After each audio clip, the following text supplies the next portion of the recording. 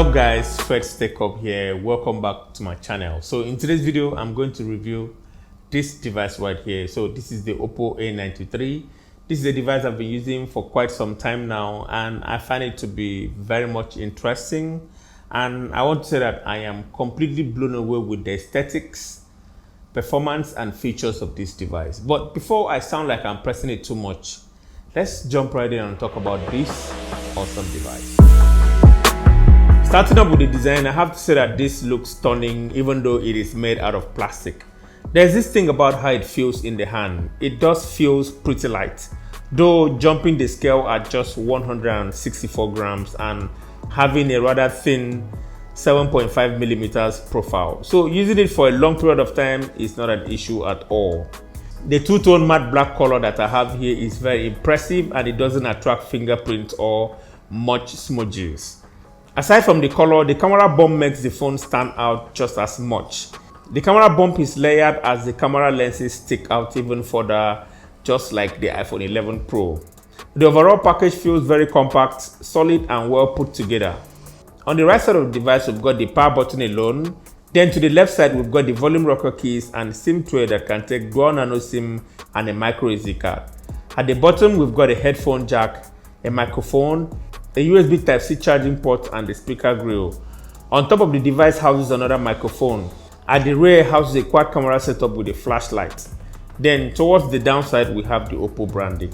Moving on to the display, the Oppo A93 comes with a 6.43-inch 1080p Super AMOLED display with up to 800 nits of peak brightness. The pixel density is capped at 409, and I have to say that it is one of the best display I have seen on most mid-range devices that rivals what Samsung puts on their mid-range devices. The display is super sharp, and being an AMOLED display, it comes with richer colors, very good contrast, deeper black levels, and impressive viewing angles. The display is just too impressive. Watching YouTube videos, consuming media content is very enjoyable, and everything just pop. The display is just very impressive on this device. If display is your main concern on this device, you'll be completely blown away with what the Oppo A93 has to offer. Speaking of what it has to offer, performance is one of the areas the Oppo A93 flexes its extra muscle.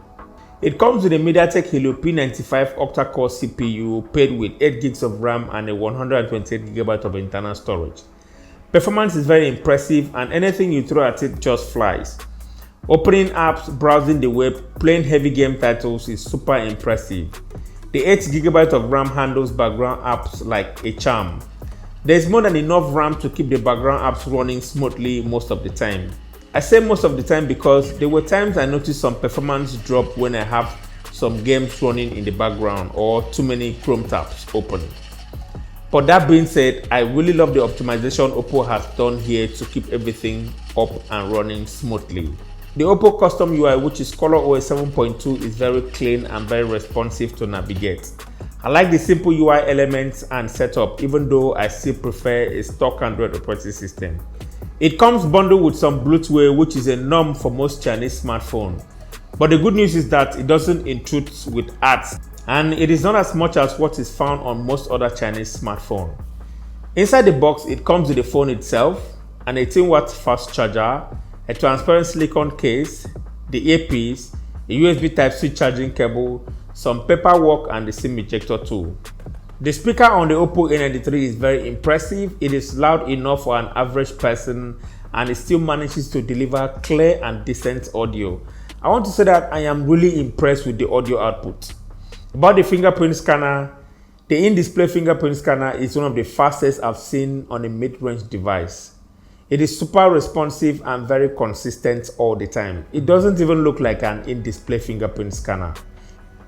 You also have the option to use Face Unlock, but since Face Unlock isn't that secured on Android, I tend to skip it entirely. But the A93 has that functionality just in case you want to use it.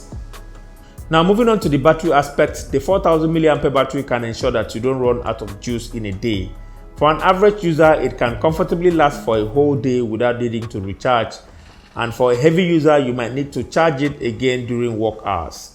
The good thing about it is that it comes with an 18-watt fast charger out of the box, and recharging it took just 1 hour and 45 minutes to charge from 0 to 100%.